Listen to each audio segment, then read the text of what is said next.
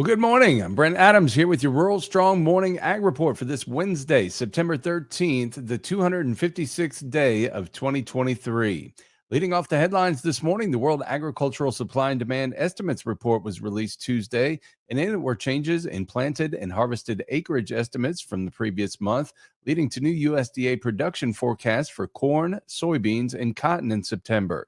More from USDA Radio's Rod Bain. USDA's September crop production reports can reflect revised planted and harvested acreage estimates based on all available data, including the Farm Service Agency's latest certified acreage data. And that is the case for this September's report regarding major crops. Corn production is up less than 1% from the August forecast, boosted by month-over-month increases in planted and harvested acreage, offsetting a lower yield forecast from the previous month. Soybean production is down 1% from August, against slightly lower yields from the previous month and slight upticks in planted and harvested acreage from August. All cotton planted and harvested acreage is down 8 and 7% month-over-month respectively. And despite a 7-pound yield increase in September, all cotton production forecasts were lowered this month by 6%.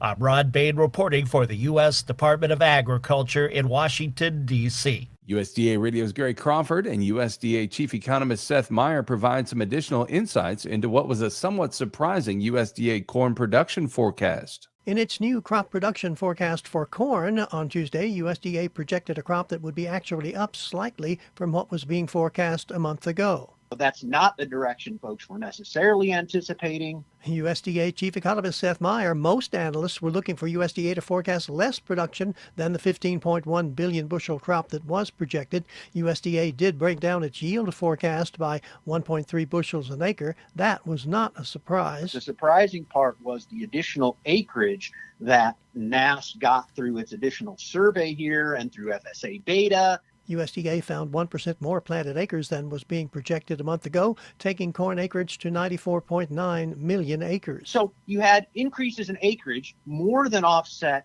the downward adjustment that was expected in yields. Result, a little bigger corn crop than expected, and indeed right after the report came out, U.S. corn prices came down about a dime a bushel. Gary Crawford for the U.S. Department of Agriculture. They also provided some additional context on the U.S. soybean crop. The USDA is forecasting that the U.S. soybean crop could come in at 4.15 billion bushels. USDA Chief Economist Seth Meyer says compared to what USDA was projecting a month ago, you had a little bit of an increase in area, a very modest amount of increased area.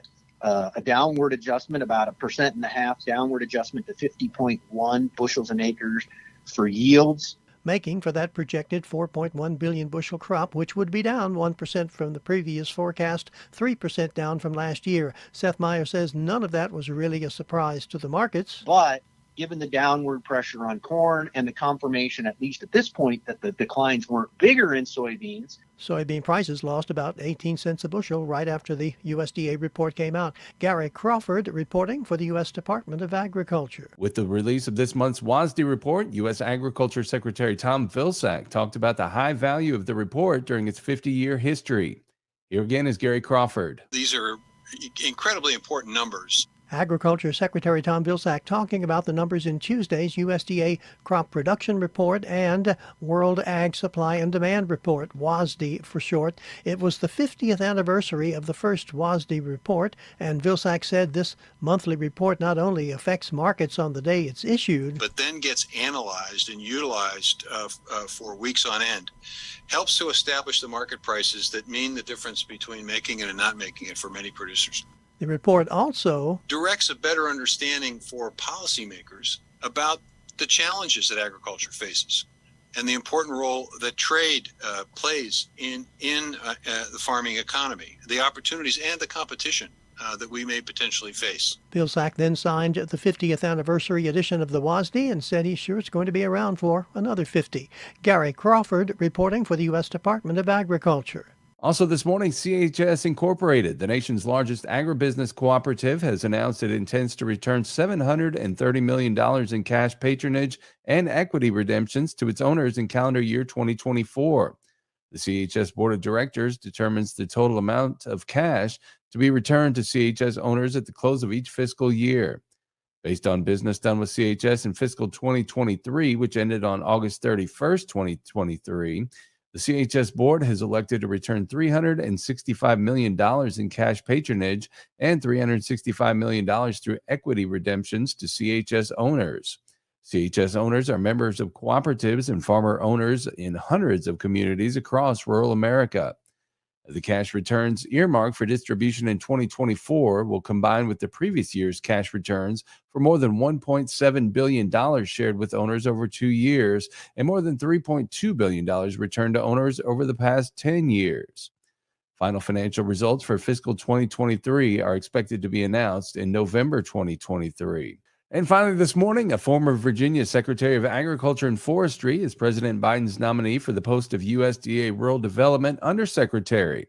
Here with the details is USDA Radio's Rod Bain. Nominated to be the next Agriculture Department Undersecretary for Rural Development. We work across the university with researchers in all disciplines, engineering, environmental sciences, to address the issue of food access and sustainability. Dr. Basil Gooden, former Virginia Secretary of Agriculture and Forestry and Virginia State Rural Development Director, from a 2021 video discussing food security while a visiting scholar at Virginia Commonwealth University. His nomination for the Rural Development Undersecretary position by President Joe Biden announced Monday. Agriculture Secretary Tom Vilsack, via statement, called Gooden a widely respected, accomplished champion for affordable housing, community advancement, and economic development.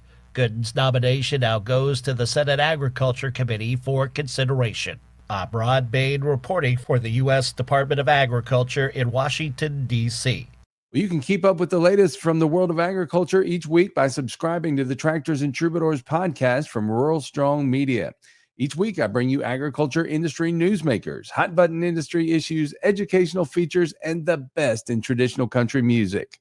The Tractors and Troubadours podcast can be found at ruralstrongmedia.com or wherever you get your podcasts. We also invite you to join us daily on Rural Strong Radio, our 24/7 streaming radio station found at ruralstrongmedia.com or on the Live 365 streaming radio app for your mobile device. Each day, we bring you award-winning agriculture programming, as well as the best in traditional country music, mixed in with a little bluegrass, southern rock, western swing, and inspirational music. Again, the place to find Rural Strong Radio is ruralstrongmedia.com or on the Live 365 streaming radio app. We're portable, so take us with you wherever you go this harvest season. We'll get you through those long, challenging days this fall. Well, I'll be back again tomorrow with another Rural Strong Morning Ag Report here on Steve Shetler Media. Have a great day, everybody.